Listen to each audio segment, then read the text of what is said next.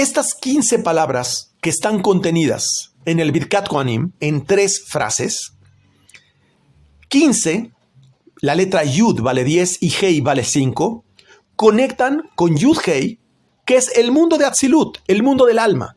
Es decir, todos los presentes en el momento que escuchamos el Birkat Kohanim, reconectamos nuestro cuerpo y nuestras emociones con el alma. Es decir, dejamos nuestra cualidad animal completamente y nos volvemos un ser de alta espiritualidad.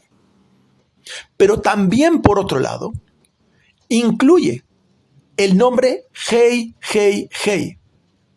Es decir, He, He, He, que es uno también de los 72 nombres que sana toda situación. Porque al momento en que reconectamos nuestra materialidad con el alma, toda situación es sanada. Por eso es tan importante escuchar esta parte y conectar para poder sanar. La gente debe hacer un esfuerzo por escuchar la Torá, por hacer las oraciones. Dice, te bendeciré y te protegeré. No solamente te bendecirá, no, también te protegerá. Pero después dice, iluminaré mi rostro sobre ti y te daré shalom.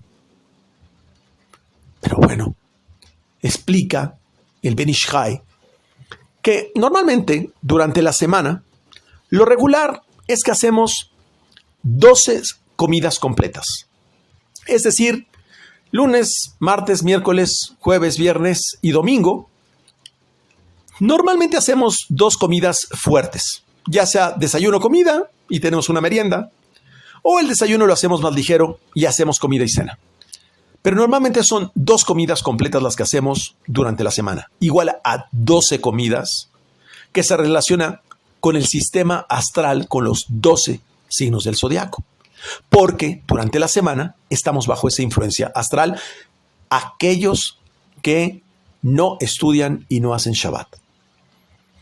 Pero en Shabbat hacemos 3 comidas. La comida de la cena en la noche, que se llama Seudá Rishonah. La comida o almuerzo que hacemos después de la oración de Shachrit en la mañana, mediodía, tarde, que es Seudá Sheni. Y la tercera comida, que es la última que hacemos en Shabbat, llamada Seudá Shelishit. Hay una cuarta Seudá, que es optativa. Y esta no es considerada como una seudá obligatoria, por eso no la menciono. Por lo tanto, 12 comidas completas de la semana, con 3 comidas que hacemos en Shabbat, nuevamente vale 15, que conecta con las 15 palabras del Birkat Kohanim y es parte de la intención de la Kavaná que se pone cuando se hace esta oración. Para que el Birkat Kohanim, a través de esta comida, se convierta en un alimento espiritual y no solamente sea comida para bendición y nutrición de nuestro cuerpo, sino también de nuestra alma. Cada palabra está ligada al Birkat Kohanim. Por eso, la más importante de todas es la Seudá Shelishit, que es la última de las comidas que hacemos en Shabbat, porque la última palabra del Birkat Kohanim es la palabra Shalom, que hace relación con esta comida. Por eso la promesa de la frase te daré Shalom, te daré paz, está relacionada con la Seudá Shelishit, porque esa es la mayor de las comidas y la que genera paz, porque es la que une profundamente el mundo de arriba con el mundo de abajo, como ya lo sabemos en las frases que se pronuncian en esa comida. Son 60 palabras en la oración del Kohanim, que hace referencia también a los 60 guardianes que hablaba el rey Shlomo. Estos 60 guardianes no son otra cosa más que un código, que es el Shem, el nombre de Dios, Haf Lamed Yud. forma la palabra kli, keli, que significa recipiente o vasija. Es decir, ensancha nuestro recipiente o vasija. Por eso es que también una de las meditaciones de la primera frase del Birkat Kohanim es Yud Vav Dalet He Alef Vav Alef Vav He Alef, que corresponde a Zeir Anpin, o el recipiente de nuestro sistema emocional que lo abre para poder recibir la conexión con la Neshama Yeterá, que es el alma espiritual. Al mismo tiempo, el Cohen, y esto hablo exclusivamente de aquellas personas que tienen el apellido Cohen y que vienen de todo un legado de la Keuná, de los sacerdotes de Israel, se cubren con el talet y con las manos forman una letra Shin en cada mano. Por lo tanto, tienen una Shin en la mano derecha, una Shin en la mano izquierda. ¿Y qué pasa? Shin, Yud, Nun, Shin, la palabra Shin, si la deletreamos, es Shin, Yud, Nun. Y esa letra vale 360 cuando la deletreamos. Ya sé que la letra Shin vale 300, pero deletreada vale 360. Por la mano derecha y la mano izquierda, es decir, 360 por 2 son 720. 720 hace referencia a los 72 nombres de Dios que debemos de poner la kavaná, la intención de los 72 nombres de Dios y de 10 sefirot para conectar con todo el árbol de la vida. La primera oración nos habla de conectarnos con protección. La segunda oración, con tomar las decisiones correctas. Y la tercera oración, para recibir paz. El primer nombre y el último nombre de cada oración, o sea, la primera palabra y la última palabra de cada oración, son 3 oraciones. Si sumamos el valor de las palabras contenidas en las 3 oraciones de esta forma, primera y última, nos da el valor de 1820, que es el número de veces que se escribe el nombre del tetragrama Yudke Vavke en la Torá. Es increíble. Si se hace un triángulo con las palabras, por ejemplo, la primera palabra está hasta arriba del triángulo, después la segunda y tercera palabra formarían la segunda línea del triángulo, después la tercera, cuarta y quinta palabra sería la tercera línea del triángulo, y se forma un triángulo con todas las palabras de las oraciones del Birkat Kohanim. Ocurre exactamente lo mismo, donde también suman 1820, incluso en otro orden diferente las palabras, que es el número de veces que se escribe Yudke Vavke en la Torá. ¿No es increíble? Vamos, es demencial haber podido conectar en una sola frase tantas cosas y tantas que estoy omitiendo. Este triángulo que se forma es un triángulo que es pequeño arriba y ancho de abajo. ¿Qué nos quiere decir? Que la oración de el Birkat Kohanim reconecta la materialidad con la espiritualidad. Regresamos a la intención de reconectar a este hombre de una sola cara, con una esencia animal, para reconectarlo con su sistema emocional, intelectual y espiritual. Por eso, esta bendición sirve para reconectar aquellos aspectos que habíamos desconectado de forma voluntaria o involuntaria. Y, por supuesto, se utiliza en Kippur. Y se utilizó la primera vez que se estrenó el tabernáculo, que por cierto, el día de estreno del tabernáculo coincide con el día que festejamos Hanukkah. ¿Qué es el Cohen? El Cohen es el modelo de ser humano a seguir. En esta parashá nos habla al principio de los levitas y nos dice nuevamente de las funciones de los levitas, que ya expliqué para mayor referencia en la parashá anterior, lo que cargaban, la cortina y la pantalla, los postes y los diferentes elementos que rodeaban al tabernáculo, las herramientas e instrumentos. Todos estos elementos son metáforas asociadas con las meditaciones. Recordemos que el levita es el que carga el tabernáculo y el tabernáculo es la relación hombre-mujer. Por lo tanto, aquel que se asemeja al levita es el que es amigo de Dios, es el que cuida la Shejina, es aquel que cuida el Zera Levatalá de no hacerlo y que cuida el pacto de la Brit Milá. Sin embargo, un tema que frecuentemente encontramos es que hay personas que por más que les expliques estos conocimientos que acabo de decir, simplemente no los ven. Ya expliqué por qué. Tienen el legado de este bastardo, hijo de Javá y la serpiente. Esas personas tienen un velo. Ese es el velo de la fisicalidad. Le llamamos clipá. Es como capas que bloquean. Esas capas están arraigadas. Es un velo de fisicalidad del cerebro izquierdo que hemos venido explicando desde la parashá anterior.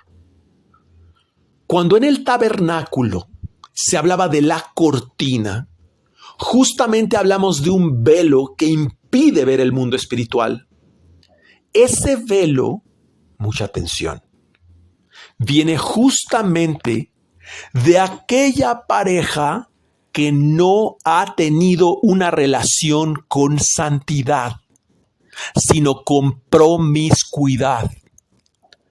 Es decir, las fuerzas del mal, la distorsión de su pensamiento y sus emociones, le van a generar a esa persona un velo para que no pueda entender los secretos del cielo.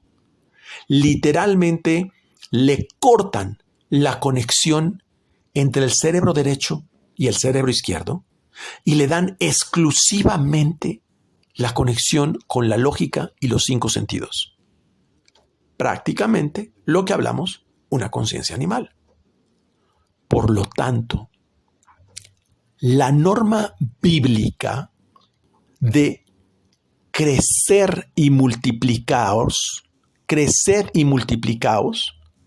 no se refiere a tener hijos. Se refiere a traer almas de tzadikim. No es traer hijos por traer hijos. No, se refiere a traer almas de tzadikim, almas puras a este mundo. Por eso es que dice la Torá muy claramente que tú no puedes dejar de tener hijos, salvo por una condición de impedimento físico, porque nunca sabes cuál es el alma que vas a traer que te va a redimir. Es decir, que va a justificar tu existencia en este mundo. Aclaro, siempre y cuando sean almas del lado derecho. De otra forma, lo que estás trayendo es fuerza de mal y de destrucción a este mundo, aunque sean buenas personas. Son personas que están continuamente cortocircuitando las emociones y afectando a las demás personas, aunque sean buenas personas. Aquel que no cumple esta norma, cuando quiere acceder a esta sabiduría, no puede. No puede. Hay personas que precisamente por el estado de conciencia que tienen, no pueden acceder a esta sabiduría. Porque hay ángeles destructores que le crean ese velo. Por eso es que las religiones son la solución perfecta para este velo. Porque aquel que no puede elevarse a ese estado de conciencia, le queda fácil un salvador y un necesitado, o un iluminador y un oscuro. Es decir, que el iluminado me ilumine porque yo vivo en la oscuridad. Pero no se trata de eso. Se trata de reconectar el cerebro izquierdo con el cerebro derecho. Se trata realmente, cuando hablamos de iluminación, hablamos de sabiduría para efectos de elevar la capacidad del ser humano. Y para eso no requiere una religión. Lo que requiere es un maestro que me enseñe cómo hacerlo. Estamos hablando no solamente de una técnica, un conocimiento. No, también estamos hablando de una práctica continua que implica volver a nutrir y volver a ejercitar el músculo espiritual para volver a lograr ese nivel de sinestesia del cual hablamos, para efectos de poder conectar con la suprasensorialidad y regresar a ser lo que originalmente habíamos sido diseñados por parte del Creador. Así pues, para tener el permiso, fíjense lo que digo, el permiso de ver los secretos del cielo, esto no es para cualquier persona. Tienes que tener la Yud y tienes que tener la Hei. ¿Qué es tener la Yud y la Hei? Dice el Zohar, es tener amor a Dios y tener temor a Dios. Ahora sí ya estamos entendiendo. La Yud es el amor a Dios, el cual es definido como la meditación cabalística. La Yud es el Padre. El Padre es la Sefirá Jochma. Y la Sefirá Jochma es la meditación cabalística. La letra Hei es el temor a Dios. Es la conexión con Binah. Es la madre. Es decir, tener Binah es tener el alma adicional. Poder bajar almas de tzadikim en Shabbat o estudiando el Zohar de madrugada.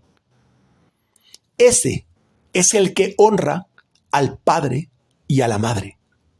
El que sabe hacer meditación cabalística y aquel que es capaz de bajar el alma adicional para traer almas de tzadikim en Shabbat o estudiando el Zohar de madrugada. Estoy diciendo información directa del Zohar. Aquel que no sabe hacer las meditaciones cabalísticas, ni sabe traer el alma adicional para hacer bajar esas almas, se dice que no tiene ni el amor de Dios, ni el temor de Dios. ¿Entendemos la metáfora que hay atrás de esto? Por lo tanto, aquel que piensa que simplemente es a través de una oración muy bonita y muy romántica, y a través de muchas lágrimas que ama a Dios, eso no significa nada. Eso significa simplemente una manifestación de un desastre emocional. Eso es lo que significa. Y aquel que es una buena persona, que trata siempre de ayudar a los demás y que está conectado con muy buenas acciones, excelente. Eso no significa que esa persona tenga temor de Dios. Porque temor de Dios es saber bajar almas del nivel de Binah. La Yud y la Hei juntas son llamadas la ley. Es decir, la ley es que a través de la meditación y el uso del alma adicional, la Neshama Yeterá, es como comprendemos el funcionamiento del sistema creador. Por lo tanto, aquel que sabe meditar y aquel que sabe usar el alma adicional, la Neshama Yeterá, para bajar almas de tzadikim, aquel que conecta con esa meditación es llamado Hijo de Dios. Por lo tanto, todo cabalista, toda persona, no importando su origen, su raza, su color o en qué época vivió, que conoce el secreto de la Yud y la Hei, vuelvo a repetirlo, como dice mi maestro, hasta que se me acabe la saliva. Aquel que conoce las meditaciones y que sabe bajar almas de tzadikim es llamado Hijo de Dios. Nada que ver con lo que han profesado las religiones. Y aquel que tiene una acción en Malhut, ¿sí? El Hijo de Dios que tiene una acción en Malhut, es aquel que sabe cuidar su semilla. Ese es llamado hija de Dios. Por lo tanto, todos nosotros, todos, tenemos que tener un hijo y una hija. ¿Qué significa? Aquel que sabe meditar y bajar almas con la Neshama Yeterá, tiene un hijo.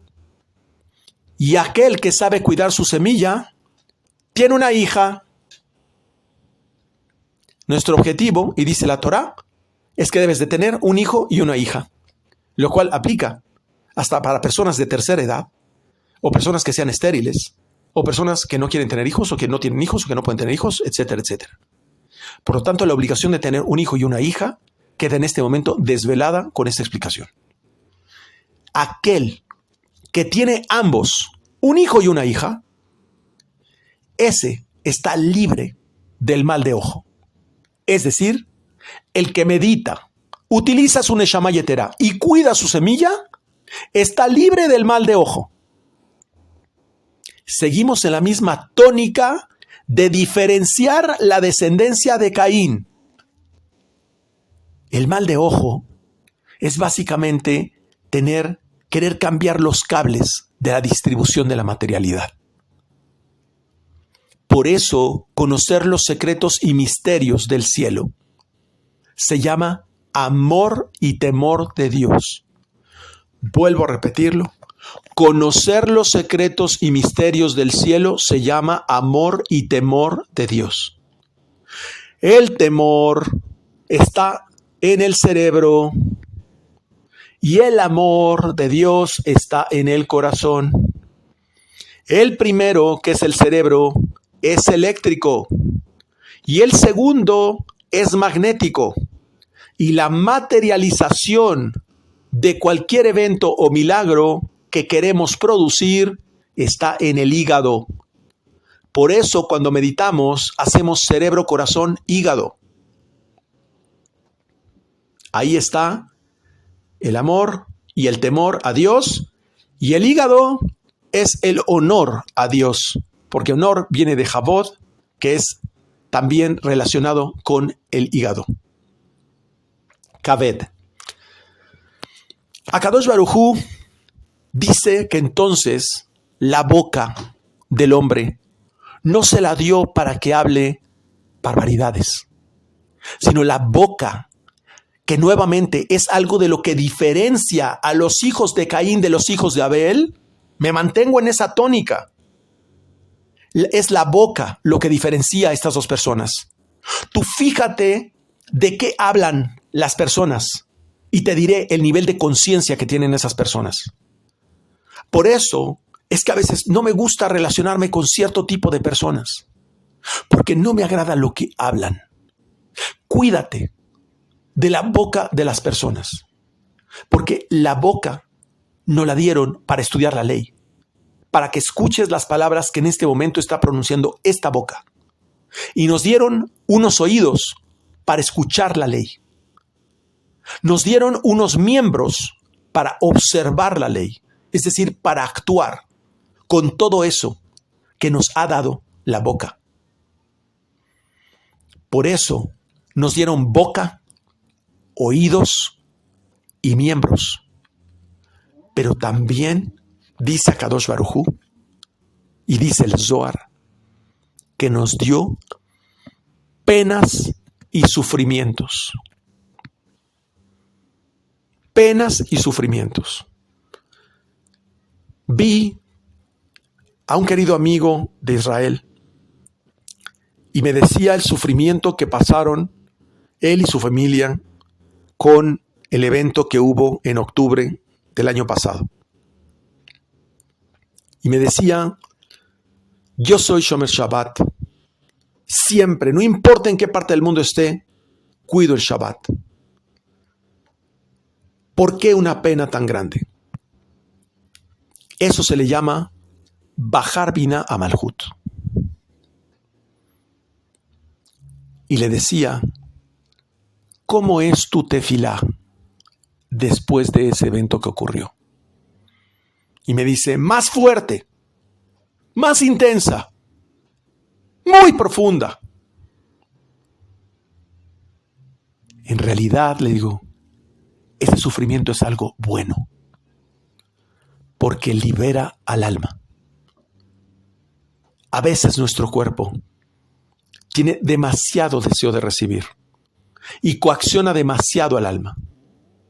Entonces debilita el cuerpo para que el alma se pueda liberar. Y me dice, pero es que hay personas de Israel que me dicen, ¿dónde está tu Dios? ¿Por qué pasó esto? Y la respuesta es que no todos son del pueblo de Israel. No todo aquel que nace de un vientre judío es del pueblo de Israel. Solamente aquel que tiene temor a Dios, amor a Dios y que sabe honrar a Dios conforme a las definiciones que acabo de dar, en realidad son Yashar El. Solo esos están directo con Dios. Solo aquellos son Rosh Li. Saben utilizar el interior de su cabeza y no sus 5 sentidos.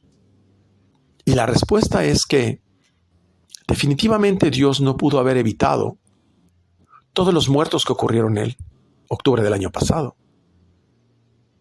Pero nuestro pueblo sí pudo haber hecho que ese evento jamás ocurriera. Es la división dentro de nuestro pueblo. Y es los infiltrados de los hijos de Caín que tenemos dentro de nuestro pueblo. Los que rompen, violan, dividen y hacen el sufrimiento de la Shejinah, donde dentro del mismo del pueblo de Israel hay Zera Levatalá. Hay sufrimiento, violación y humillación de la semilla. Y por eso nuestro pueblo sufrió humillación, división y violencia, que es el reflejo de lo mal que tratamos a Kadosh Baruj Hu. Cuando nosotros actuamos de esta forma, se dice Baja Binah Malhut. Vienen penas para volvernos a reconectar. Y eso es bueno, para que el alma se pueda liberar. Pero ¿qué fue lo que ocasionó toda esta descendencia de Caín? La separación de Javá de Adán. En ese momento, cuando le da la sugerencia, el conocimiento, la serpiente a Javá, y le dice, si tú comes del árbol del bien y del mal, seréis como dioses. Javá no escuchó la orden que le dio a Kadosh Baruj Hu a Adán. Estaba separada de Adán. En ese momento, Javá tiene una relación ilícita con la serpiente. Es el deseo de recibir que tiene una relación ilícita con la serpiente. Es el deseo de recibir lo que nos conecta con los 5 sentidos. Es ese deseo que nos conecta con los 5 sentidos. Y esto nos habla de nunca actuar con nuestra lógica sin antes conectar con el cerebro derecho. Es el reflejo de esta situación donde dice el Zohar que la mujer debe ser como una tórtola que es fiel a su marido. No se está refiriendo a que la mujer tiene que ser abnegada, sumisa y apaleada por el marido. No. ¿Quién es la mujer? Nosotros el pueblo de Israel. ¿Y quién es el marido? Akadosh Baruj Hu. Él es el marido. De la misma forma, cuando una mujer se descubre el pelo, ¿qué está haciendo? Atrae rigor. Lo dice el Zohar. Pero esta es una alegoría para explicarnos que nosotros a veces nos descubrimos el pelo como la esposa de Akadosh Baruj Hu y nos atraemos el rigor. Se refiere a la falta de recato. La falta de recato atrae rigor. Así entonces, toda la historia de la Sotá, que nos está hablando de esta mujer sospechosa de celos es cuando la mujer descubre su pelo o ser adúltera. Eso le aporta pobreza y mediocridad en sus hijos. Esa esposa somos nosotros. Dice el Zohar que el secreto de la explicación de la mujer sotá se refiere a que cuando el marido tenía celos, simplemente una sospecha de celos, incluso sin fundamento, se le hacía un procedimiento a la mujer, a la esposa, donde tenía que beber unas aguas amargas. Ojo, aguas amargas. Y si había engañado al marido y tomaba esas aguas, su cuerpo era gravemente afectado. La sotá se refiere a que el espíritu del mal tiene un deseo ardiente de acapararse las almas para hundirlas. Esto es respecto de los celos del marido en la parashá. No se refiere específicamente en ello para el marido, sino que cuando existen celos en la pareja, ya se ha mancillado la relación de la pareja, ya se echó a perder, ya se manchó la relación de la pareja. Cuando hay celos en la pareja, se están trayendo almas de Caín. Y esas fuerzas van a despedazar la pareja y ganaron la lucha. Cuando entonces se transgrede esta relación y se empiezan a traer almas de Caín, muchas veces de forma inconsciente, provoca que el pueblo de Israel viva entre los hijos de Esav y entre los hijos de Ismael. Es decir, en medio del materialismo puro y en un mundo percibido a través de los 5 sentidos. Y estarán subyugados, estarán doblegados a esa pobreza, a esa escasez. Pero al final de los tiempos, tendrá el hombre un conocimiento de donde no traerá más almas de la genealogía de Caín. Ese es el conocimiento del Zohar y es llamado el árbol de la vida. ¿Y por qué explico esto del árbol de la vida? Lo vamos a ver, que está íntimamente relacionado con la sotá. Cuando el hombre llega a ese nivel de conocimiento, dice el Zohar, es decir, cuando el hombre se ha alejado de las almas de Caín, no necesita pruebas en esta vida. Lo que quiere decir es que es el final del exilio, es decir, el final de la ignorancia. ¿Qué son las almas de Caín? En realidad, es un hombre tremendamente ignorante. Por eso pregunto, ¿qué se enseña en las escuelas además de física, matemáticas, química, biología, civismo, ética, ciencias sociales, etcétera, arte, deporte? ¿Qué más se enseña en la escuela que no tenga que ver con conexión con los 5 sentidos y con la conexión del cuerpo? El método científico, algo que he estudiado por más de 30 años, solamente me habla de lo que puedo ver, de lo que puedo escuchar, de lo que puedo medir, de lo que puedo palpar, de lo que puedo observar. ¿En qué nos habla de lo que puedo sentir o de lo que puedo presentir? Poco nos habla, incluso la estadística, respecto de lo que nos permite ver una probabilidad o una tendencia. Estamos hablando que el 99% de lo que es un ser humano está inmerso en la ignorancia porque profesores, maestros, directores de escuelas, de universidades, simplemente jamás han estudiado nada relacionado con la parte de metafísica y jamás han estudiado el mundo del alma. Todas estas personas, por supuesto que son en su gran mayoría almas de Caín que ya señalé que no son buenos o malos, simplemente son almas desconectadas de su fuerza espiritual. Por supuesto, la intención principal es difamar la Cábala para que siga la ignorancia y la gran riqueza científica que mucho nos hace parecer a un animal muy avanzado, pero poco a un ser humanizado.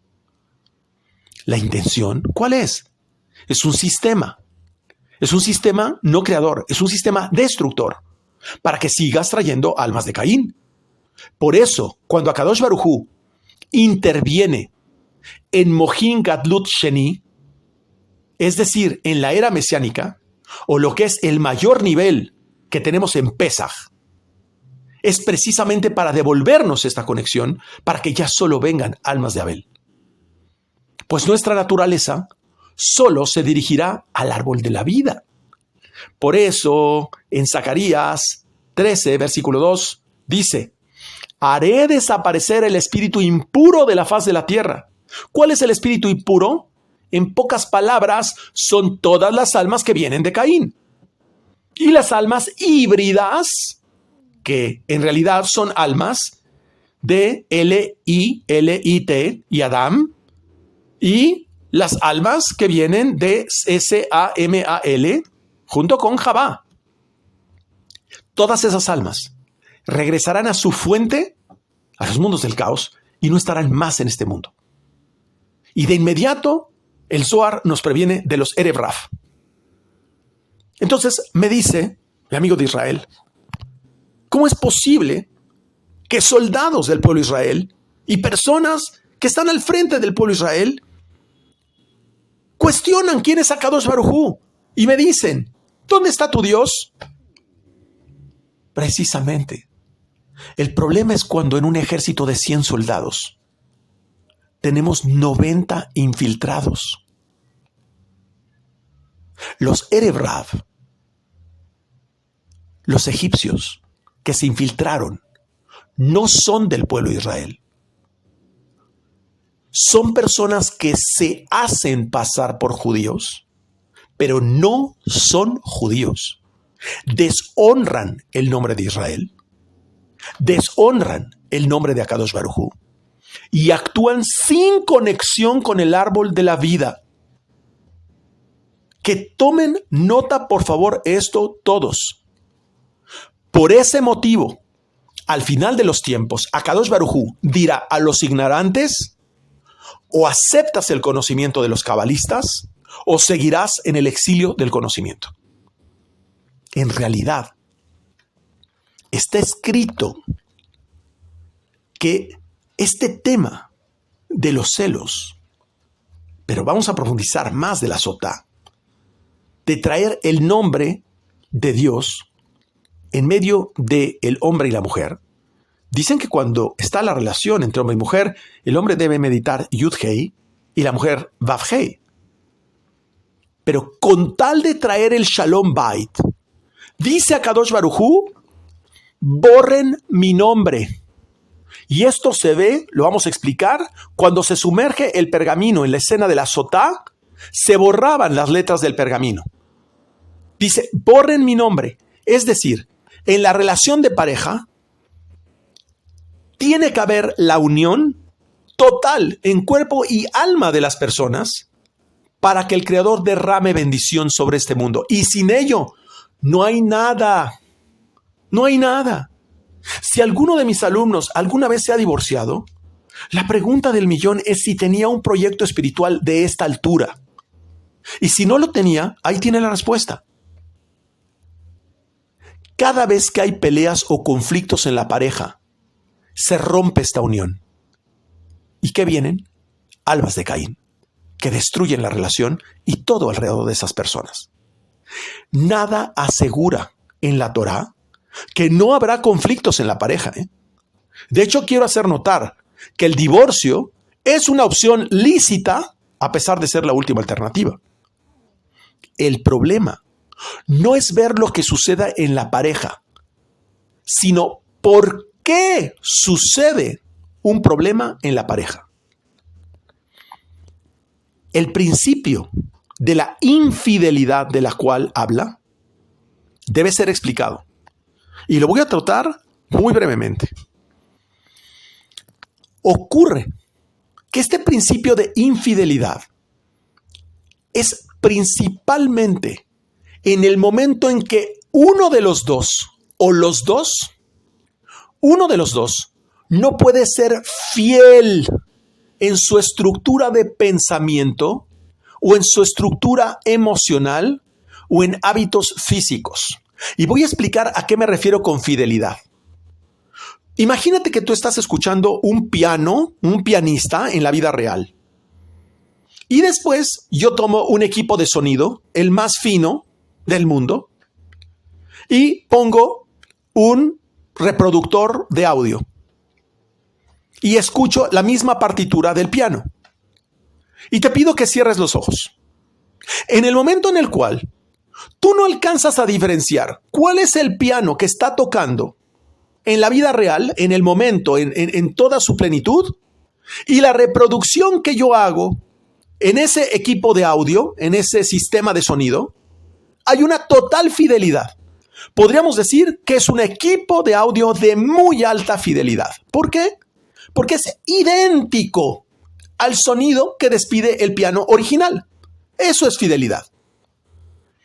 Por lo tanto, cuando alguno de los dos no puede ser fiel, es decir, su estructura de pensamiento no cuadra con lo que tiene en su vida, ahí es donde nace el problema de fidelidad.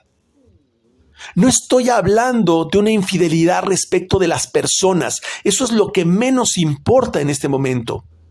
La verdadera causa de la infidelidad es que la persona no puede manifestarlo abiertamente para el otro, normalmente sin represalias o sin consecuencias negativas. Hay cosas que no te gustan de tu pareja, hay cosas que no te gusta cómo piensa, hay cosas que no te gusta cómo siente, o hay cosas que no te gusta cómo actúa. Pero como no lo puedes manifestar, dejas de ser fiel a ti mismo. Eso origina la generación de expectativas que son equivocadas entre ellos.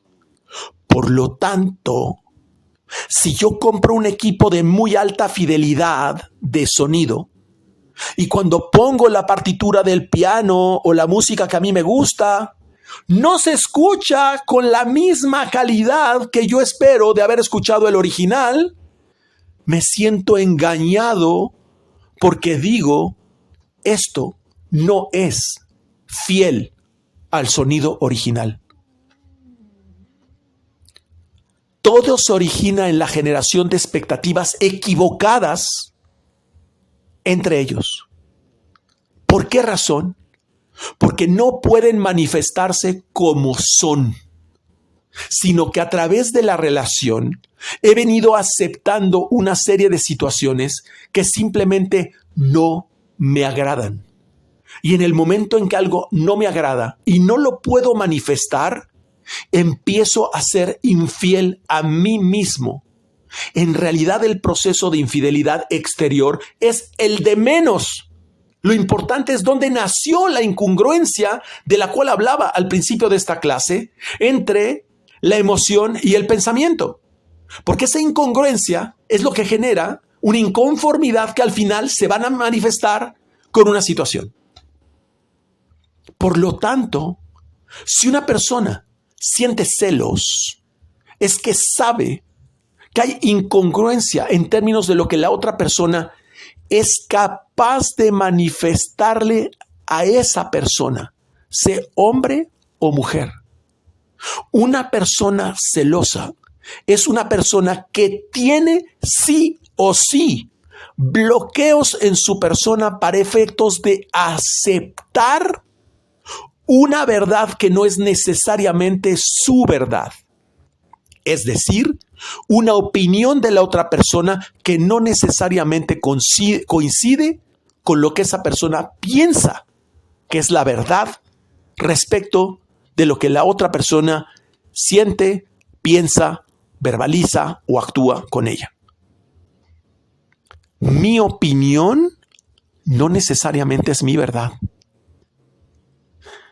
Hemos explicado en alguna ocasión el principio de lo que es dar falso testimonio. Lo acabamos de ver en Shavuot, en los 10 mandamientos. Y corresponde a que los hechos como yo los percibo, ojo, los hechos como yo los percibo y posteriormente los juzgo, no necesariamente son la verdad absoluta de las cosas. No hay conciencia en ese sentido en una relación entre dos personas para llegar a una solución.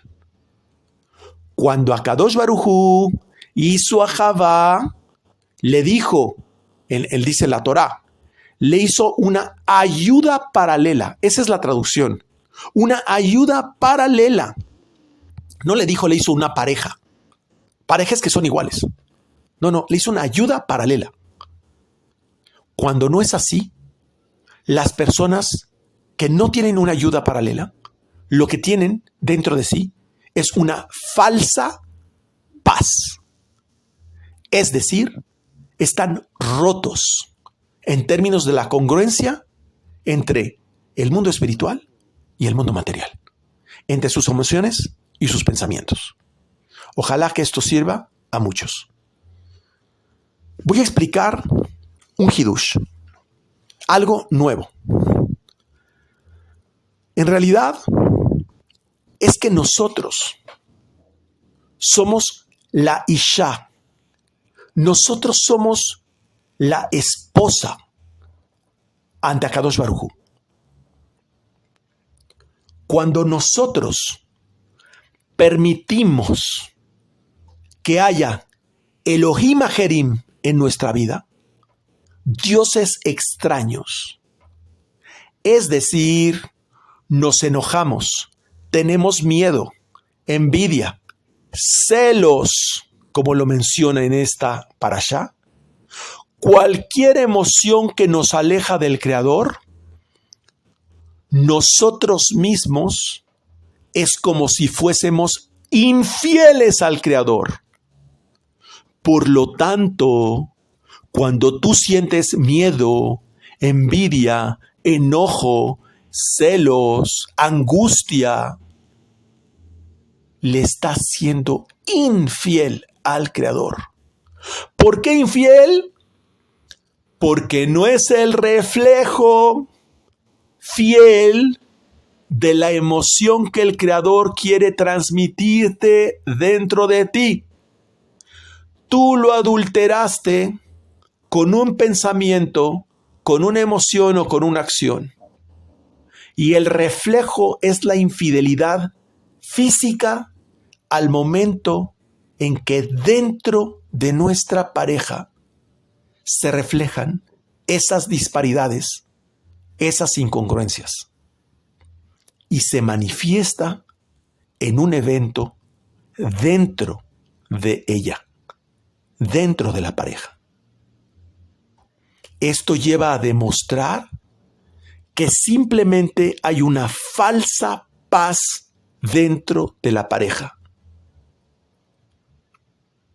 ¿Se fijan cómo no es tan fácil ser una esposa fiel? ¿Cómo no es tan fácil mantenerse como una tórtola con su esposo? La pregunta del millón es, ¿sabemos ser uno con nuestra pareja? ¿Uno? ¿O somos dos diciendo que suena romántico decir que somos uno?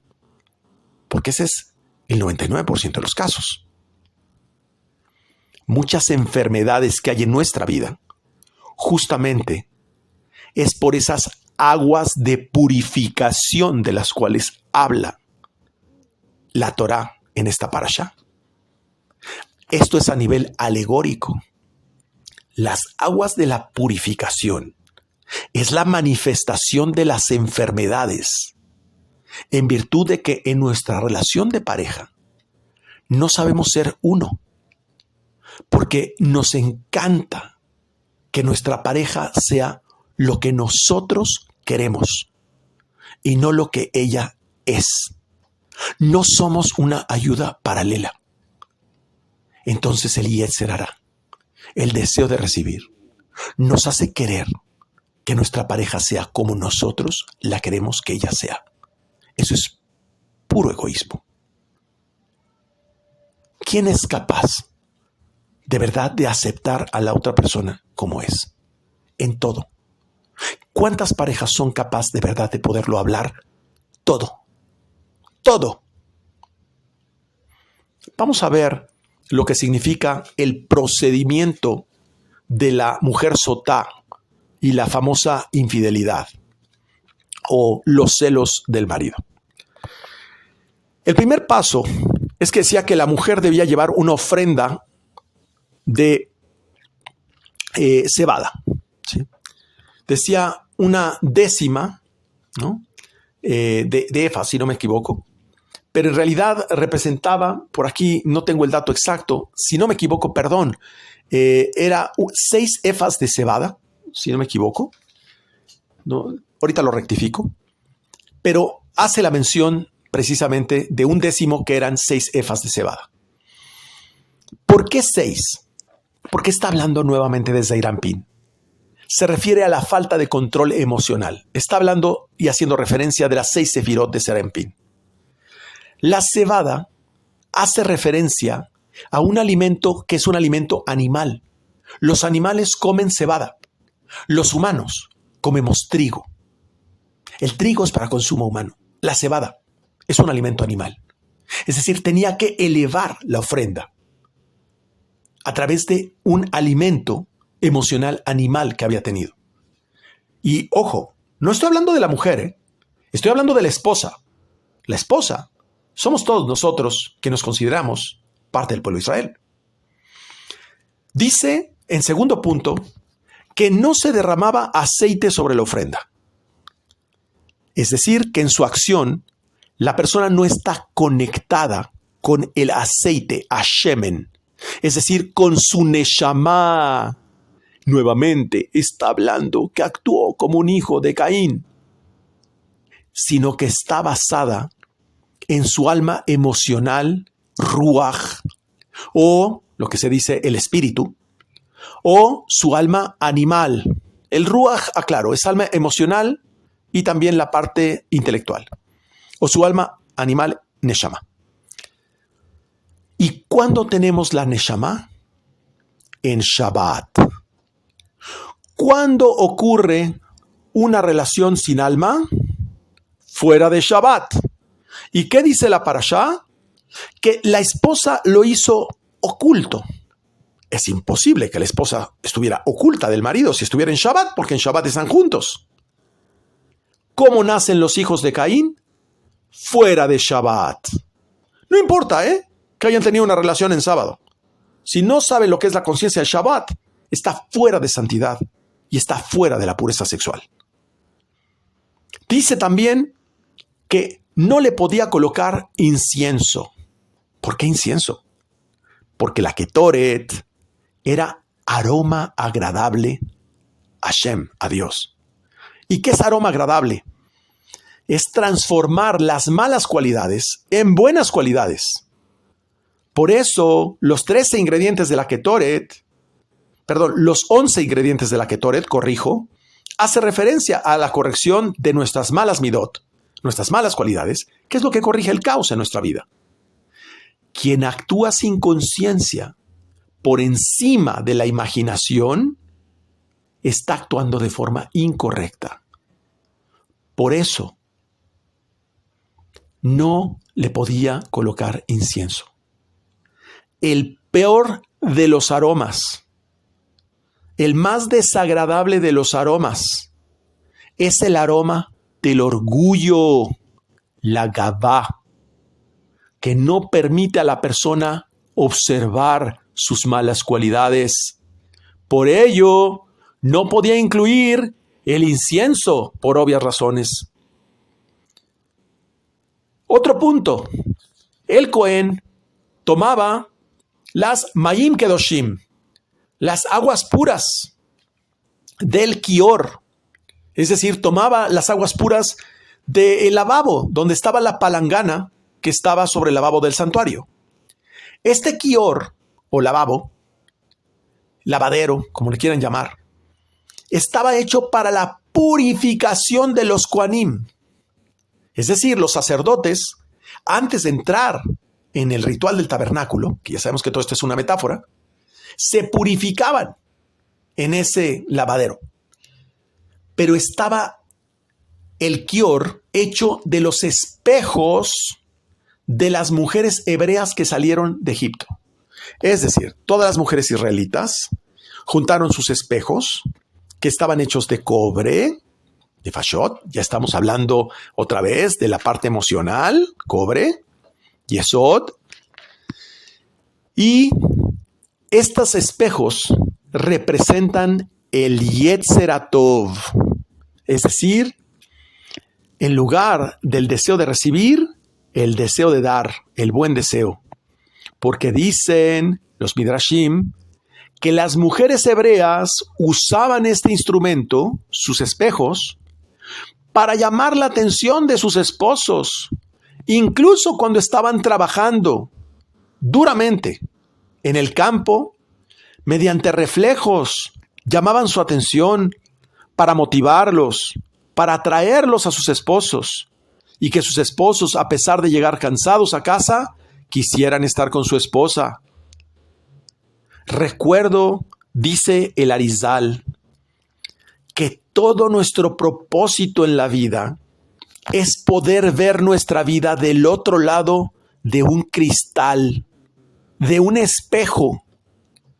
Se trata de transformar el espejo, donde nada más nos vemos a nosotros, en un cristal transparente, donde ya no nos vemos a nosotros mismos, sino vemos la trascendencia de nosotros.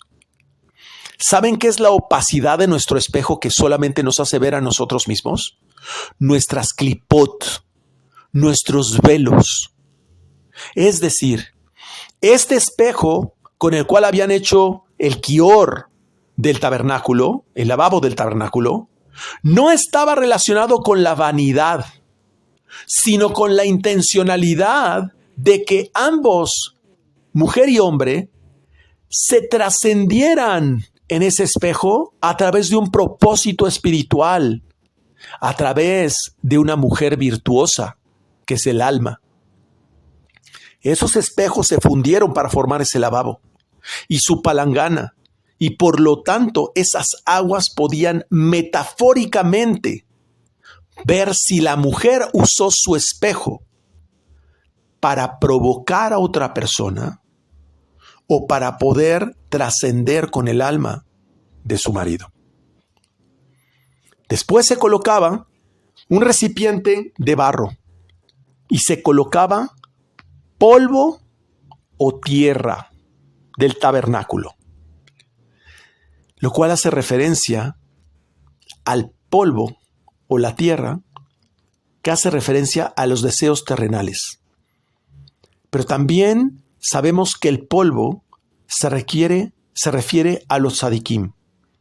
Es decir, si esta mujer resultaba culpable, sabíamos que tenía un gran impacto en su cuerpo. Pero si esta mujer no resultaba culpable, tendría puros justos de descendencia, grandes bendiciones en su descendencia. Esto hace referencia a lo que hace ensuciar nuestro recipiente divino. Recordemos que cuando ensuciamos ese recipiente a través de emociones o pensamientos o acciones incorrectas, ya no podemos moldear circunstancias en nuestra vida. Perdemos esa capacidad co-creadora. La consecuencia de perder nuestra capacidad co-creadora es que cada vez que satisfacemos de forma impropia nuestra vida, esa satisfacción es efímera. Las circunstancias que vendrán a nuestra vida cada vez nos dejarán más y más insatisfechos. Por eso se dice que un malvado se va de este mundo con más de la mitad de sus deseos insatisfechos, porque nunca se satisface.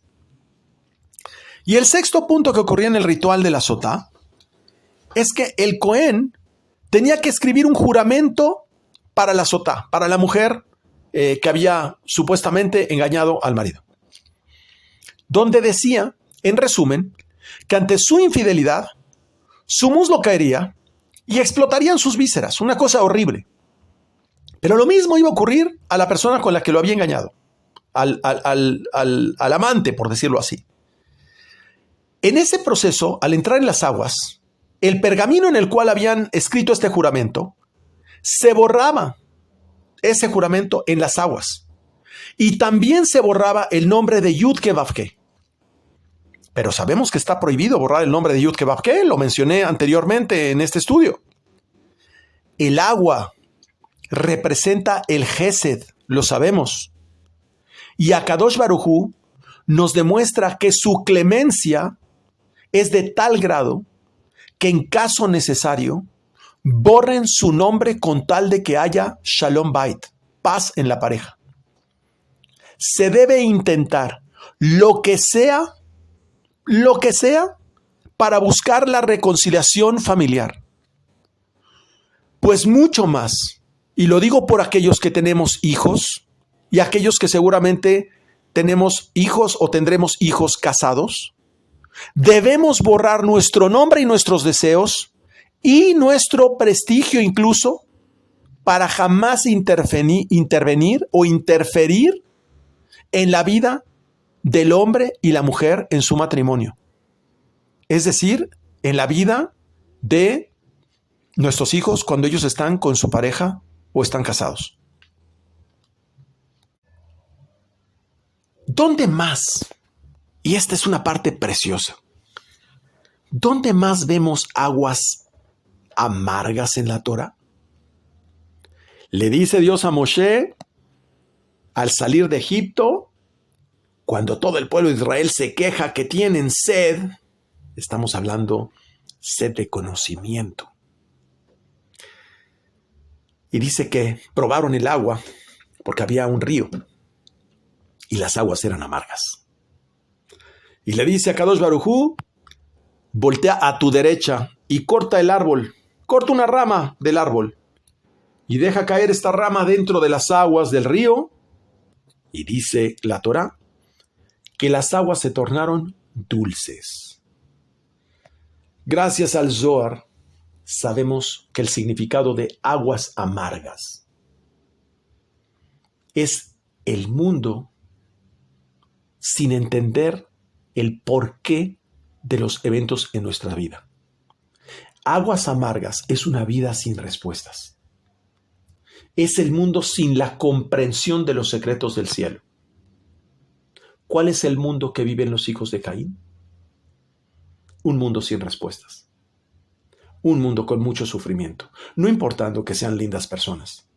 Jamás entenderán por qué murió un familiar, por qué se enfermó tal persona, por qué le sucedió un evento. No importa que sean buenas personas, jamás comprenderán la razón. Y si no comprendes la razón, tampoco sabes cómo cambiarlo, lo cual es una vida muy miserable. La razón por la cual en realidad una persona es infiel a la Torá es porque no conoce los secretos del cielo. De otra forma, no sería infiel, sino un loco, en virtud de que sabe que está violando las leyes de causa-efecto y va a tener una consecuencia terrible. Lo digo yo, es escupir hacia arriba. Eso es el que no conoce los secretos de la Torá. Desgraciadamente hay muchos que ni siquiera han tenido acceso a ello. El árbol que torna dulce las aguas es el árbol de la vida, es el Zohar, es lo que permite tener una vida con respuestas y es lo que permite la corrección de la infidelidad. Es decir, las desconexiones que existen entre el mundo espiritual y el mundo emocional desde Irampín. Ojalá que alguien me hubiera explicado esto de esa forma hace muchos años. Gracias a mi maestro, gracias al Zohar y gracias a esta sabiduría para poder comprender lo que realmente ocasiona las desgracias en nuestra vida.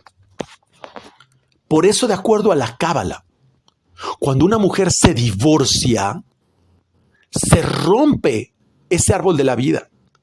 Es un problema cósmico lo que se genera. Por eso se atrae pobreza y las cosas no salen bien en el trabajo, en la economía. Cuando hay una separación, se rompe la prosperidad, se rompe el círculo virtuoso entre hombre y mujer, se rompe el árbol de la vida, se crean fisuras. Por eso, cuando una mujer se vuelve a casar, de acuerdo a la halajá, debe tener 7 días consecutivamente relaciones con su nuevo esposo. ¿Qué es lo que hace? Que ahora es el semen del nuevo marido lo que hace la corrección de cada uno de los días con cada una de las sefirot desde Irampín, que impregnan la energía para que el marido anterior y las fisuras que quedaron sean corregidas. No estoy hablando yo, estoy hablando de halajá. Lo que sucede es que cuando una mujer era infiel, había cortado el árbol. Es decir, cortaba el flujo de la energía que ocurre en las diferentes sefirot. Pero hasta que se introducía el árbol, es decir, hasta que recupera y reconecta con las leyes de causa-efecto, es el Zohar. Ese flujo al nivel de Yesod, mientras no ha ocurrido ese efecto, queda interrumpido. ¿Y qué va a pasar si el flujo a nivel de Yesod está interrumpido? Almas de Caín, caos, dolor, sufrimiento y preguntas sin respuestas. Aguas amargas. Nosotros, Hasbe Shalom, también a veces somos infieles y cortamos ese flujo de bendición cuando cambiamos de marido y le llamamos a nuestro marido, que es Akadosh Baruj Hu, le llamamos estudio, escuela, trabajo, poder, dinero, compromisos, porque todos nosotros hemos cambiado a Akadosh Baruj Hu muchas veces en nuestra vida. Ojalá hayamos aprendido esta lección. Todo aquel que ha cambiado el estudio y el contacto con Akadosh Baruj Hu por trabajo, por dinero, por negocios o por estudio de otras cosas, básicamente está rompiendo también la conexión del árbol de la vida. Y de ahí la improsperidad, la enfermedad y los problemas. Yo quiero hacer una pregunta el día de hoy, incluso también a mi familia. ¿Durante cuántos años tú cortaste el flujo de tu espiritualidad a cambio de tu trabajo, de tus negocios o de otras cosas, incluyendo tu familia? La falta de espiritualidad termina y redunda en enfermedad. Es la infidelidad. Es también cambiar los preceptos, el cumplimiento de mitzvot por otra razón. Ay, es que comí muy rápido porque ya tenía mucha hambre. Es que se me olvidó hacer la verajá porque estaba yo distraído en el teléfono. Es que no pensé en hacer la verajá porque estaba haciendo un negocio muy importante. Así dicen los profetas. Me han cambiado por falsos profetas. Hay veces que es más importante la profecía de la persona que tiene un negocio enfrente de nosotros que hacer una verajá en la comida. utilizan mis novilunios, mis sábados y mis fiestas para otros propósitos. Así lo dicen directamente los profetas. Lo explico en resumen porque es bastante largo. En Shavuot recibimos la Torah. La Torah es llamada Maim, agua. Durante 49 días venimos reconstruyendo el árbol que rompimos. Después de Shavuot, la pregunta es si vamos a volver a tener aguas puras o si vamos a tener aguas amargas. La luz de Akadosh Baruj Hu es llamada Or Pashut, luz simple. Akadosh Baruj Hu siempre va a llenar cualquier deseo, cualquiera, negativo o positivo. Nosotros somos los que tenemos la veleta. Es decir, vamos a vivir un mundo de acuerdo a nuestra ignorancia, sin entender el porqué de las cosas. Vamos a vivir aguas amargas. O vamos a vivir conforme a sabiduría y entender el porqué de las cosas. Tendremos aguas dulces mediante el entendimiento de la Torah. Entendamos que la Torah, por favor, no es un libro. No es un libro. Tampoco es un pergamino. No. La Torah es una esencia viva del Creador. Cuando estamos en la sinagoga y se saca la Torah, no es que sacamos la Torah, es que un avatar de Akadosh Baruj Hu le presta 2 piernas y 2 brazos y un tronco a una persona para que cargue a la Torah, porque la Torah no tiene la capacidad de moverse por sí sola. Pero eso no significa que no sea una esencia viva del Creador. Cuando se levanta la Torah, no es que nosotros nada más captamos la energía de la Torah. No, es la Torah que te está mirando, te está escaneando a ti. Tú eres el que tienes que conectar en ese momento con la Torah. Es una energía, no es un acto físico. Entonces, dentro de la palabra Ish, varón, está la letra Yud, ¿verdad? Ish. Y en el nombre de la mujer, Isha, mujer, está Ishah, la letra Hei. Lo estoy exagerando. Ishah, la letra Hei, al final. Cuando están unidos, está la letra Yud del varón y la letra Hei de la varona, de la mujer. Yud Hei. Es decir, están unidos en el alma cuando están juntos. Pero cuando la letra Yud y la letra Hei no está en ambas palabras, solamente queda Esh, fuego contra fuego. Es decir, todo el problema en la pareja, cuando no hay un proyecto espiritual sólido entre ambos, solo hay diferencias entre las parejas, porque no hay un pegamento que las une. Y entonces, como dice mi maestro, me encanta esta frase, quedan 80% de divorcios y 20% de resignados, porque no comparten una misión común en la vida. No son uno, son 2 con una función romántica donde dicen que son uno, pero no lo son. El mundo de arriba representa la letra Yud y el mundo de abajo está representado por una letra Hei. Solo hay paz cuando ambos se unen en armonía. Por eso, solo hay paz cuando la pareja está en armonía. La función del Cohen era para hacer la paz. Por eso tenemos la verajá, la bendición del Cohen, en esta parashá. Porque es lo que hace la unión del mundo de arriba con el mundo de abajo.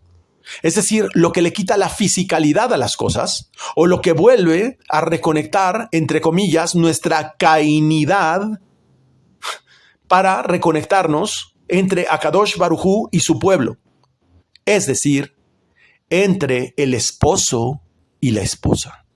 La bendición del Cohen lo que hace es que vuelve a unir al esposo y a la esposa. Por eso está en la misma parashá de la alegoría o la historia de la Sotá.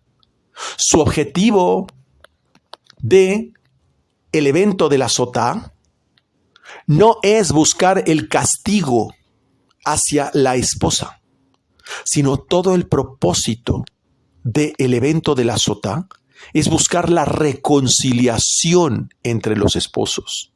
Les recuerdo que el Cohen era un extraordinario mentiroso.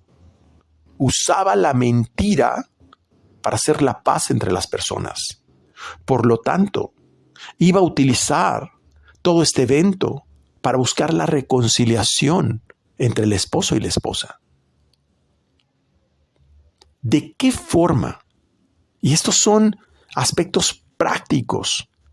¿Debemos nosotros actuar con el gesed de esas aguas? Algunos aspectos prácticos. Cuando hay diferencias, no solamente hablo entre esposo y esposa, también hablo entre padre e hijos. Hablo entre amigos, entre socios, entre toda persona con la cual tenemos una relación verdaderamente cercana y cuando tenemos diferencias. El primer punto es, no traigamos al discutir un punto aspectos del pasado. ¿Por qué tendemos siempre a utilizar nuestra fisicalidad para recordarle a la persona los errores del pasado? Es imposible discutir un problema en el momento actual y tratando de argumentar cosas que ocurrieron en diferentes tiempos. No te sientas Dios para estar fuera del tiempo y poder controlar todos los eventos en forma simultánea. Por favor, aprendamos a no discutir 5 problemas al mismo tiempo.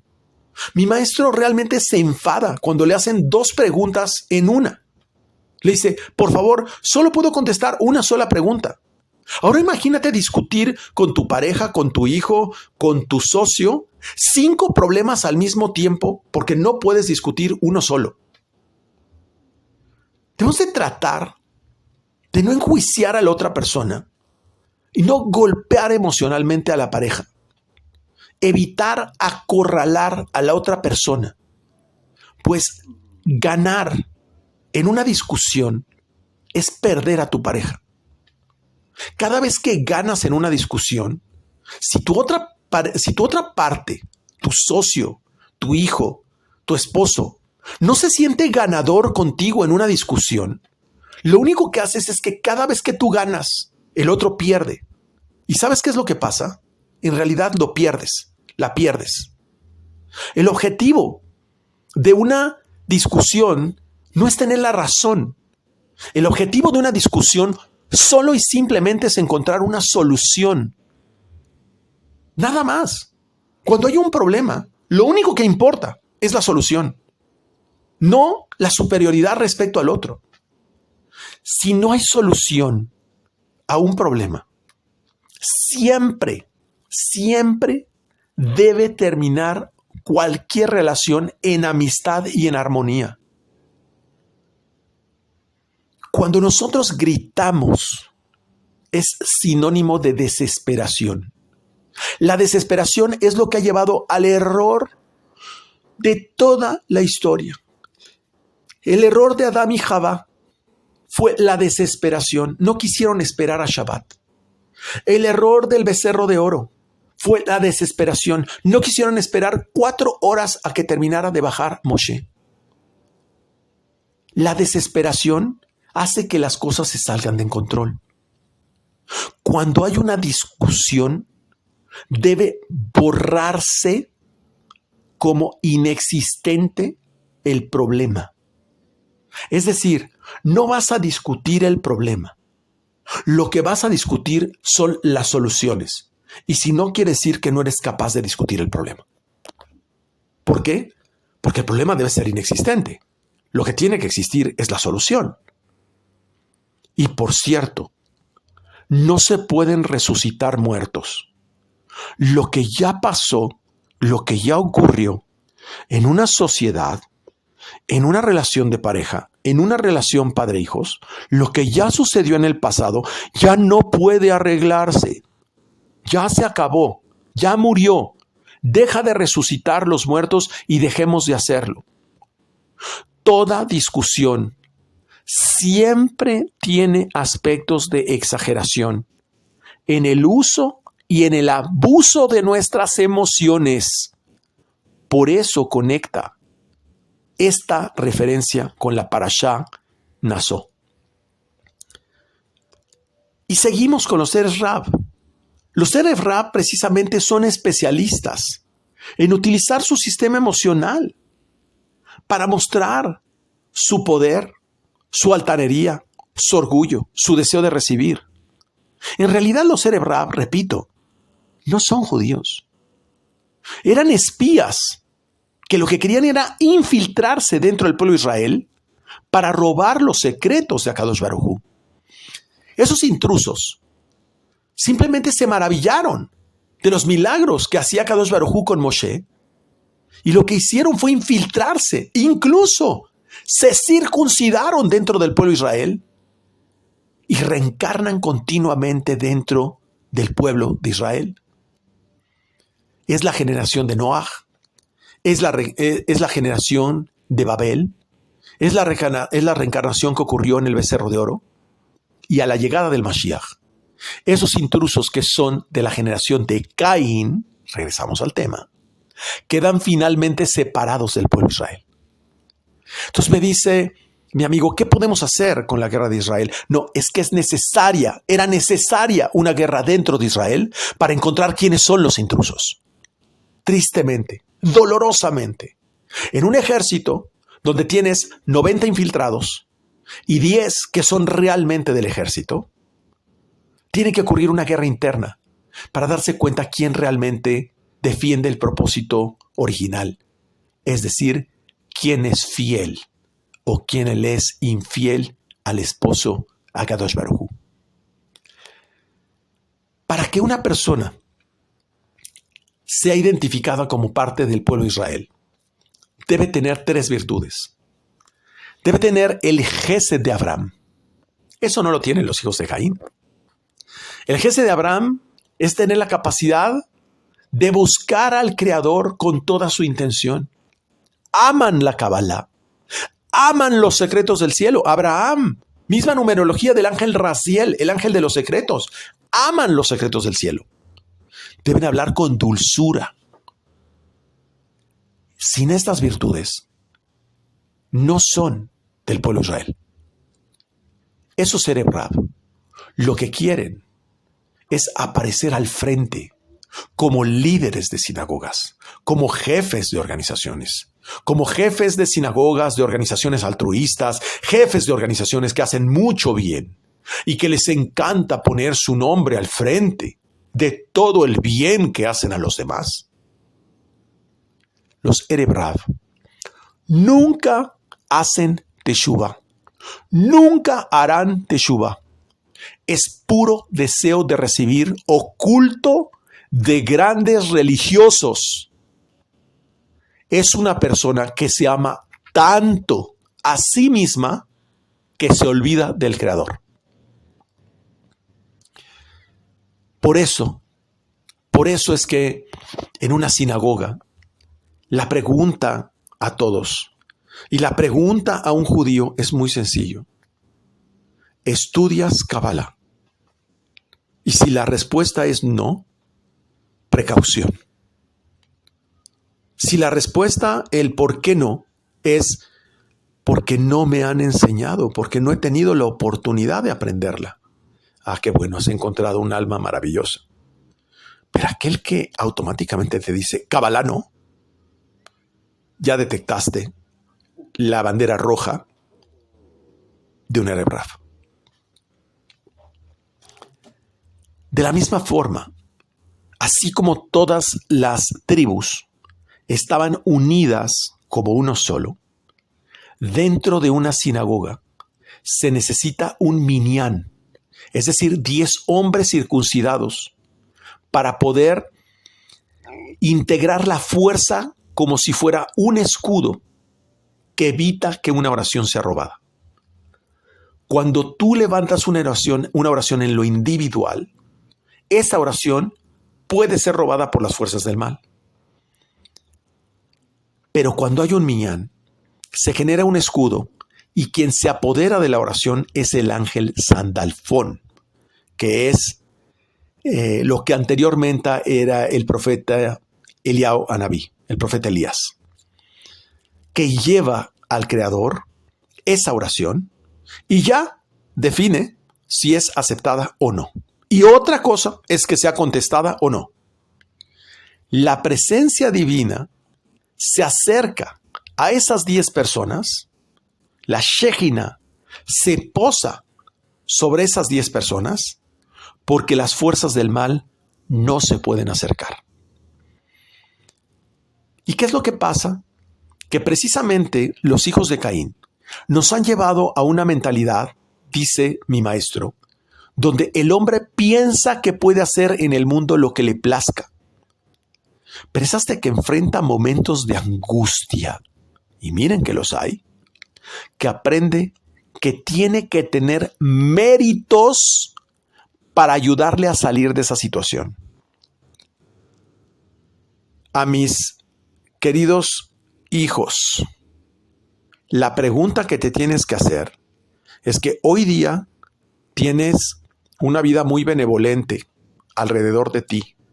Todos nuestros hijos hemos tratado y procurado de darles lo mejor, pero tendrán que enfrentar sus propias angustias. Y la pregunta no es, ay papá, me tengo que preocupar, o ay mamá, me tengo que preocupar por lo que me va a pasar después. No, lo que tienes que ocuparte es de tener méritos ahora para que tengas con qué pagar para salir de esa situación. El ayuno, las fiestas, el shofar, la tzedaká, son diferentes monedas con las que tienes que pagar la solución de tus problemas. Y hay una memoria cósmica que toma nota de todo lo que hacemos desde que amaneces hasta que duermes. El hueso luz que conecta con los diferentes niveles de nuestra alma toma nota de todos los elementos de nuestra vida. Esto es nuestra memoria cósmica. Entonces, en esencia, esta parashá es consistente de principio a fin en hablarnos del error cometido por Adán, que es haber traído almas de un mundo que no aman al Creador. Eso es todo el problema. Y seguimos conectando con esos mundos del caos. Nuestro objetivo es separar los mundos del caos, no conectar con los mundos del caos. En caso contrario, el caso contrario es el de una persona que quiere revertir el rigor. ¿Y quién es esa persona que quiere conectar con un mundo que ama al Creador, pero que no viene de una corriente de sabiduría como un Cohen, por ejemplo? Es el caso del Nazareno. El Nazareno es una persona que no nació Cohen, no nació con la pureza, con el nivel de un sumo sacerdote. Sin embargo, renuncia a todo efecto de las fuerzas del rigor y se convierte en el nivel de un sumo sacerdote. Es la historia de Shimshon o de Sansón, que lo vemos en la Haftará. El nazareno no se corta el pelo, se lo deja crecer el pelo. No toma vino, dice, ni de uvas añejas ni de uvas nuevas. Es decir, desconecta el rigor de su vida pasada y su vida actual. No come carne. Se separa totalmente de la columna izquierda del rigor y adquiere las cualidades del Cohen. No es que sea Cohen, pero adquiere las cualidades del Cohen, es decir, del sumo sacerdote. Se separa del rigor y aprende a albergar y conectar continuamente con la fuerza divina. ¿Por qué, si se supone que el pelo representa rigor, por qué se deja crecer el pelo? No, es que el pelo no es que represente el rigor. El pelo es una antena que normalmente crece en contra del cielo y por lo tanto atrae rigor. Pero en el caso del nazareno, que ha renunciado a todo rigor y se ha alejado de todo rigor, el pelo es una antena que conecta con el lado derecho. Por eso es que se deja crecer el pelo. Ser nazir, nazareno, es saber revertir las fuerzas del deseo incontrolado dentro de nosotros. Todos nosotros debemos aspirar a ser un nazareno. Es saber cerrar, fíjense, cerrar las puertas cuando se nos presentan situaciones de gran impureza. Por eso viene junto con la parashá de la mujer sotá. Porque el trabajo, la escuela, el estudio, mis socios, mis negocios, me enfrentan continuamente con situaciones de gran impureza. Y tu responsabilidad es alejarte, cerrar las puertas de gran impureza. Por eso, junto con la mujer sotá, que es el lado contrario, el nazareno debe abstenerse de tocar la columna izquierda. Es decir, el ego o el deseo de recibir cuando la condición es inapropiada. No hay nada de malo de recibir lo correcto. El nazir, el nazareno, es el que reconoce, fíjense esto, porque todos nosotros tenemos una afinidad con esto que voy a explicar. El nazir es el que reconoce que tiene un deseo incontrolado dentro de nosotros mismos. Y este deseo incontrolado lo detectamos y por eso nos abstenemos del mismo. Aquel que se ve en un espejo y sabe cuál es su parte no corregida, tiene que abstenerse de ello. Alejarnos de nuestros vicios emocionales de nuestra vida. Eso es renunciar a la impureza. Es cambiar nuestras malas cualidades. Vuelvo a repetirlo. Alejarnos de nuestros vicios emocionales de nuestra vida. Si eres una persona que continuamente estás viendo el deseo de los demás, que continuamente te estás comparando con los demás, que continuamente tienes celos de las personas, que continuamente te enojas con las personas, que continuamente tienes angustia, que continuamente tienes miedo de las cosas, esos son vicios. Vicios que te persiguen. Si te dan miedo continuamente las cosas, si sientes celos continuamente las cosas, si sientes envidia continuamente las cosas, o sea, no es una envidia donde le digas a la otra persona, por ejemplo, ay, yo quiero el carro de la otra persona. No, basta con que digas, ay, yo también tengo deseo de comprarme un coche así. Eso ya es adquirir el deseo de la otra persona. Cómprate el carro que tú quieras, cuando quieras y demás. No tienes por qué desear ni siquiera en la intención de la otra persona. Nuestra pareja nos ayuda a ver más allá de nosotros mismos. De hecho, nuestra pareja es el principio de transformar nuestro lado negativo en positivo todos los días. Por eso, la enseñanza de la mujer infiel, en resumen, explica las transgresiones que recibe actualmente el pueblo de Israel. El Zohar dice, cuando cuando el pueblo de Israel profana la Torá, Akadosh Baruj Hu envía al exilio en medio de los hijos de Israel a Esav, a Ismael. ¿Qué es Esav? El mundo visto a través de los 5 sentidos. ¿Qué es Ismael? Dice la Torá. Debes saber que los hijos de Ismael y Esav representan respectivamente el perro y la serpiente. ¿Sí? El perro y la serpiente. Ismael se refiere al perro y Esav se refiere a la serpiente. Representan las aguas amargas que toma la mujer. Esas aguas amargas es cuando tú conectas con los 5 sentidos. Y esas aguas amargas son estas circunstancias de persecución, humillación y miedo que percibimos todos nuestros días cuando nos alejamos de nuestro esposo, que es Akadosh Baruj Hu. Por lo tanto, cuando el pueblo de Israel se encuentra en infidelidad a la Torá, Akadosh Baruj Hu le hace tomar las aguas amargas y por eso hay conflictos. Ahora veamos cómo está nuestro pueblo de Israel en este momento.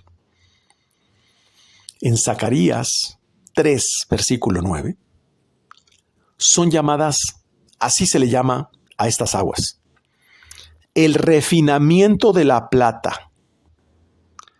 Dice el Midrash que cuando la mujer tomaba las aguas y no se había manchado ni profanado el pacto, no se había impurificado, recibía una bendición con multitud de hijos.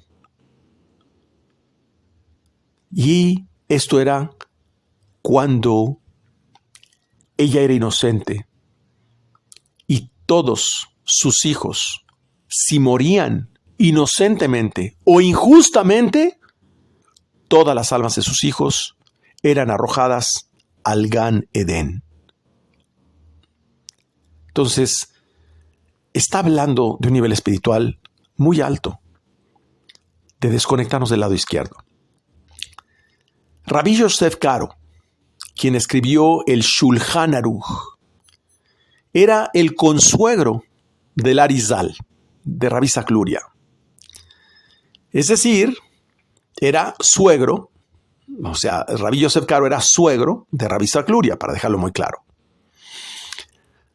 Rabbi Yosef Karo hizo un esfuerzo tremendo para que el día de nosotros, hoy con mucha facilidad, podamos disfrutar de un libro que nos ofrece leyes y reglas simples y claras para poder cumplir mitzvot, preceptos.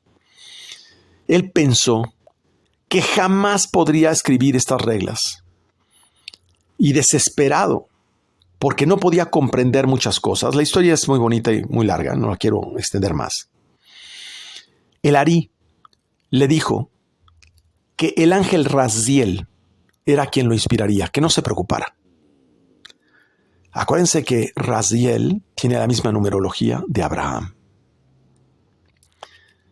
Todos nosotros pasamos por situaciones sumamente complejas en la vida y nos hacen creer que no podemos superarlas.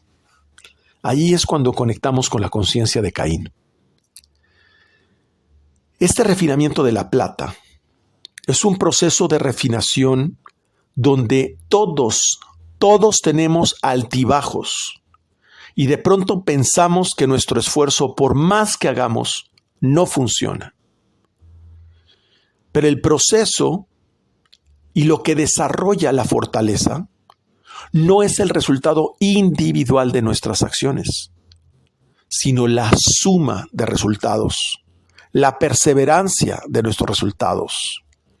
Esta parashá nos enseña a que renovemos nuestros esfuerzos y nuestros votos con Hashem, asociados a Shavuot, y que recibamos la Torá como un regalo hermoso para devolvernos la conexión hacia ese ser suprasensorial, supraconsciente, y seamos capaces de identificar qué cualidades nos faltan para regresar a ser de la genealogía de Abel e identificar cuáles son, como lo hicieron todas las tribus, nuestros aspectos negativos para elevarlos y renovarlos. Es el sentido más práctico de cómo perfeccionar nuestras cualidades emocionales. Y aquí terminamos la parashá Naso.